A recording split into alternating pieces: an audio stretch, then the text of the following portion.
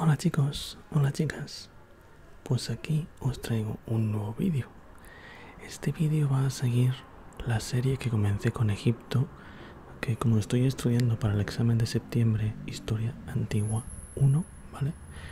Pues ahora os voy a hablar de los sumerios, el país de Sumer, y os voy a decir 7 curiosidades de ellos, ¿vale? Aparte de explicaros un poco quiénes son. Vale, acabo de romper aquí el sonido. Recordaros sobre todo que aquí abajo tenéis el enlace para los canales que yo sigo y veo de ASMR, ¿vale? También tenéis el enlace para uniros a mi canal si queréis un vídeo exclusivo al mes por no llega a 1 € al mes. Y también tenéis el enlace a mi Instagram por si queréis añadirme. Yo os añadiré a todos, ¿vale? Pues comencemos. Los sumerios. ¿A qué nos referimos con los sumerios?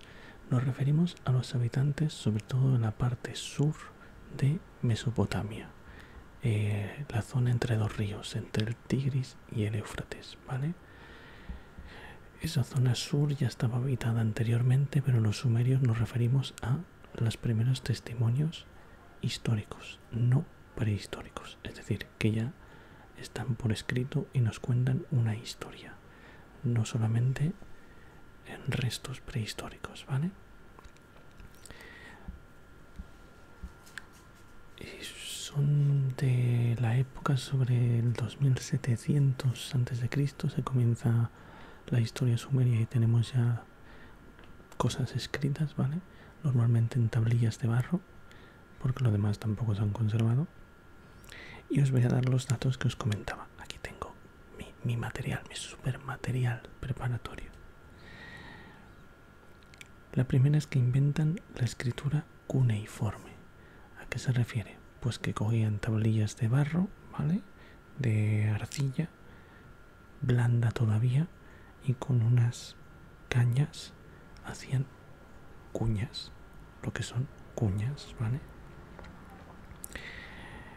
Es una escritura que proviene de una anterior que es ideográfica, es decir, se dibujaba directamente la idea, ¿no? Si era una vaca, yo que sé, pues una cabeza de vaca, etcétera. Pero en esta ya los símbolos, aparte de simbolizar algo, son fonográficos, es decir, tienen un sonido concreto, ese símbolo específico. Son fonogramas también los símbolos, ¿vale? Fue usada por casi todas las civilizaciones históricas de la zona, asirios, acadios, etc. Lo que pasa es que cada uno la adaptó a su lengua, y a veces en la lengua de esas gentes que lo adaptaron, cada símbolo no tenía un fonograma, como si pasaba con ellos, simplemente era un símbolo, ¿vale? Pero ellos la inventaron. Ellos mismos, los sumerios, son de origen desconocido. Se desconoce si simplemente evolucionaron a partir de población autóctona, como comentaba que ya había, sin más, con algunas influencias externas, o emigraron, ya que ellos mismos tienen muchos escritos en los cuales dice que su dios está en un monte en el este, donde estaba su país de origen. Ellos mismos lo dicen. Y hay muchos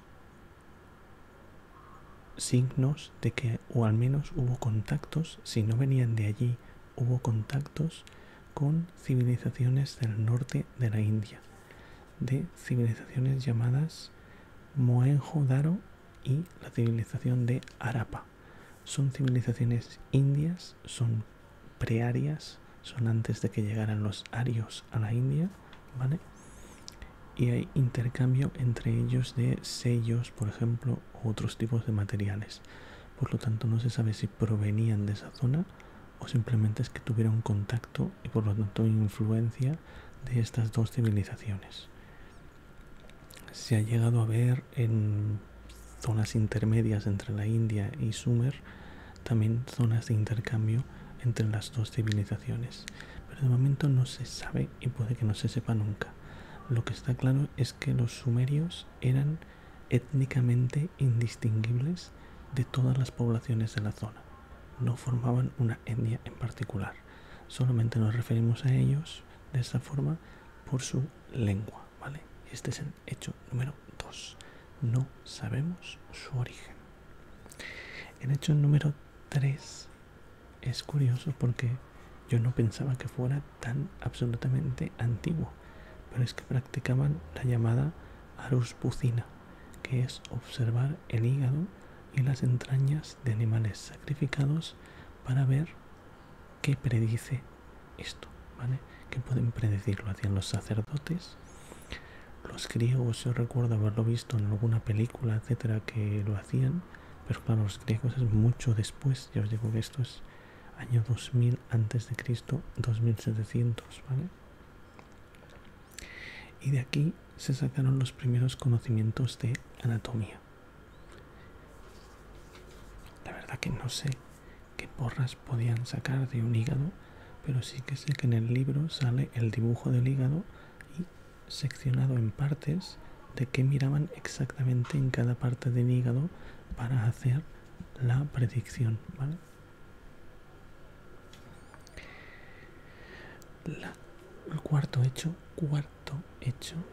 es que ya sabían a principios del segundo milenio antes de Cristo elevar a potencias, hacer raíces cuadradas, raíces cúbicas, etcétera, me refiero, y resolver ecuaciones de primero y segundo grado. Y no solamente eso, sino porque por las tablas que se han obtenido y recogido ya conocían tanto el principio de Euclides como el teorema de Pitágoras a principios del segundo milenio. Esto me lleva a dos hechos, bueno, a dos elucubraciones más bien, no son hechos. La primera es, fijaos lo importante que es no solamente saber, sino saber transmitir que lo has sabido, porque hasta que no se descubrió esta civilización durante el siglo XIX y XX,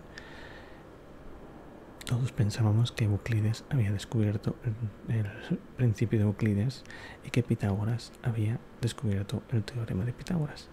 Pero ya se había sabido antes, y a saber las cosas que sabían y no nos han llegado a nosotros que sabían. Y eso me enlaza con esas teorías siempre lógicas en las cuales unos ovnis ayudaron a los egipcios a construir las pirámides. Primero, id a mirar información sobre las pirámides de Egipto. Veréis que hay centenares, no las 3 típicas que nosotros sabemos. ¿Y por qué hay centenares? Porque las que nosotros sabemos son las más grandes y las más perfeccionadas. Pero hubo pruebas centenares años antes que o se derrumbaron o comenzaron con una inclinación y tuvieron que reducir la inclinación porque es que se les iba a venir abajo y ya lo vieron venir. Y lo segundo, porque siempre presuponemos qué conocimientos tenían los egipcios de matemáticas, de astronomía. Esto desconocíamos que lo sabían los sumerios. ¿Qué sabían los egipcios que nosotros realmente no pensamos que sabían? Ahí lo dejo. Cuarto hecho. El quinto hecho me hace mucha gracia porque pueden ser el origen de Adán y Eva. Mito o realidad, según creas en Dios o no, de Adán y Eva. ¿Por qué? Porque ellos ya tienen un poema, una especie de relato, ¿vale? Sobre Enki y Ninhursag. Enki era como el dios principal, ¿vale? Y Ninhursag era su mujer y era vista como la madre de todas las criaturas vivas, ¿vale? Hay poca importancia, la madre de todas las criaturas vivas. En ese poema la llaman la dama que hace vivir. La dama que hace vivir. La dama que hace vivir. Pero en su idioma esto también podría significar la dama de la costilla, porque el fonograma que representaba a que hace vivir también representaba a costilla. Y con el paso del tiempo fue más interpretado como la costilla que como la dama que hace vivir. Se supone, y digo se supone porque no lo sabemos, los historiadores al fin y al cabo hacen lo que pueden con la información que tienen y lo que hacen es deducciones, que los hebreos cogieron ese relato, ¿vale?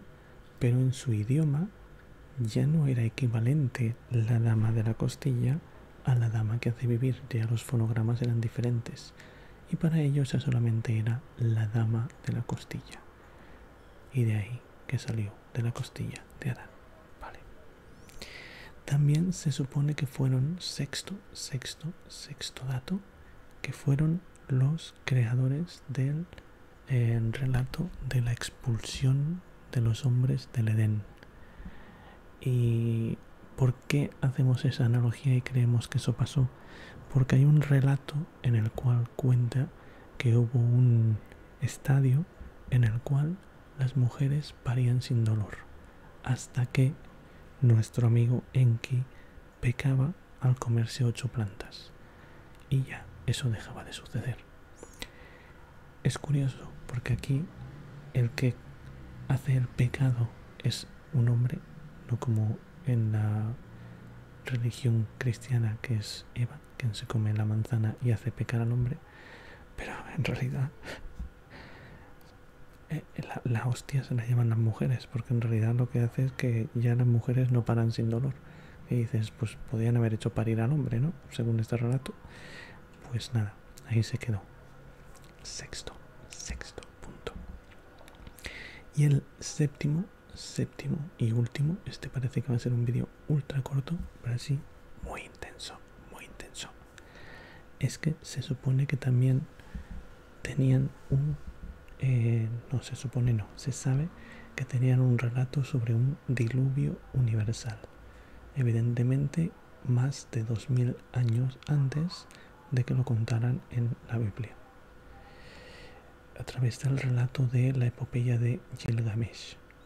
¿Son los únicos? No, son de los más antiguos, eso sí, pero ya se ha acabado viendo hasta más de 200 relatos de diluvios universales en civilizaciones antiguas que no provienen del relato cristiano o hebreo, ¿vale? Muchos de ellos en América precolombina, evidentemente no podían tener conexión entre ellos. Por lo tanto vemos que es un relato que se repite en todas las civilizaciones. Simplemente uno se ha hecho muy famoso. Y con esto, todo lo que quiero decir en este vídeo sobre los sumerios. Tampoco hay mucho más que decir, sobre todo por lo que yo sepa. Pero muchas gracias por verme, espero que os haya gustado, que os haya servido para algo. A mí me ha servido para entretenerme y conectar con vosotros y estudiar, porque se va acercando el examen y bueno, lo llevo como lo llevo. Hasta otra.